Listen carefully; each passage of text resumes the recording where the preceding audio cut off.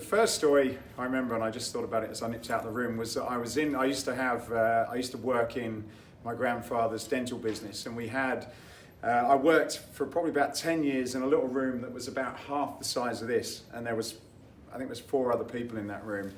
And in the evenings, I was selling dumbbells as part of this fitness company. So I had a day job, and the business, my dream, wasn't making enough money for us to turn it into a full-time business. So I used to do that in the evenings and answer phones in between doing my normal day job. And one evening I was there at about 5:30, and one of the ladies who used to work for us, her husband used to come in at the end of each day. And I was there, it was a tough day at work, and the business hadn't taken off. And I remember this guy, and he was a great guy, lovely guy, but he was just a little bit pessimistic. And he came in and he says, why are you doing that? It's never going to lead to anything, and it's never going to go anywhere. And I remember listening to it, and it sort of sinking into the back of my mind.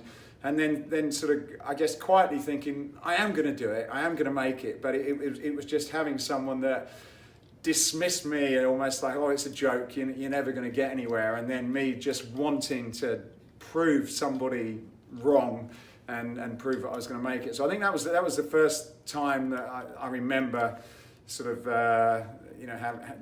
kind of doubting myself, or having someone not believing in me.